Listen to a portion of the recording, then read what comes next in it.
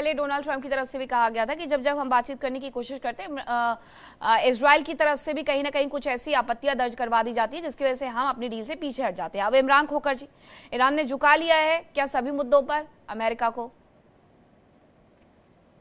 देखिए मीनाक्षी, सबसे पहले तो तमाम एलिट पैनलिस्ट को आदाब अर्ज है और जय हिंद।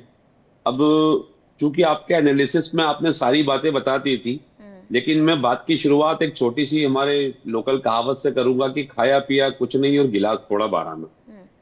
कुल मिलाकर आप यहाँ पर आए, एक युद्ध को लेकर, अनवांटेड युद्ध को लेकर आए, आपने वो सब नहीं किया जो आपको करना था। अब आप जीत जीत की जो ट्रॉफी है उस पर आप लिखवाना चाहते हैं कि मैंने हॉर्मुज खुलवा लिया। हॉर्मुज तो पहले भी खुला हुआ था। आपने किया क्या है? कुल मिलाकर अमेरिका को एक जो ऑनरेबल एग्जिट चाहिए था, ये वो ऑनरेबल एग्जिट की तरफ दिखने वाला एक रास्ता है। अभी भी वो एग्जिट मिला नहीं है, क्योंकि जितने सारे कॉम्प्लिकेशंस अभी पिछले आज से लेकर शुक्रवार तक आने हैं, उसके अंदर आज भी कहीं ना कहीं एक दूसरे के ऊपर डाउट्स है, क्योंकि इतना बड़ा मामला ये बन चुका था। इतने सारे स्ट्राइक्स हो गए, इतनी सारा डिमोलिशन हुआ, इतने सारी इंजरीज हुई, इतने सारी कैजुअलिटीज हुई। इन सबके बावजूद भी ईरान बात करने को तैयार था। लेकिन इस पूरे पीस टॉक को हैंडल करने के लिए, रोकने के लिए, जो नेतन्याहू की तरफ से और इजराइल की तरफ से जो स्टेटमेंट्स आ रहे हैं, वो पूरी दुनिया के सामने इजराइल का चेहरा साफ कर देते हैं, एक्सपोज कर देते हैं कि ये लोग अपनी सेफ्टी और सिक्योरिटी के लिए ऑक्यूपेशन नहीं करते हैं।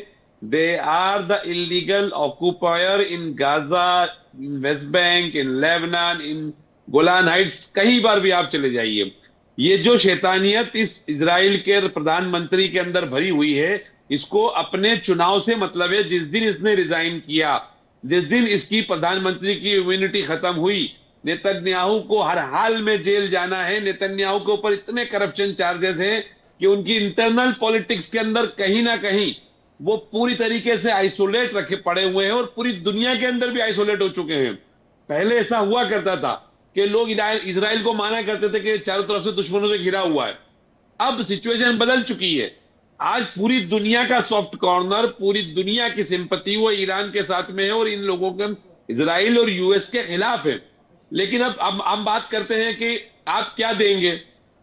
हम भी तो शुरू से यही कह रहे थे कि आप हमारे फ्रोजन एसेट्स रिलीज कर दीजिए, आप हॉर्मुज को जो ब्लॉकेड आपने लगाया वो खोल दीजिए, आप हमारी इंटरनल पॉलिटिक्स या इंटरनल हमारे गवर्नमेंट के अंदर आप इंटरफेयर ना कीजिए।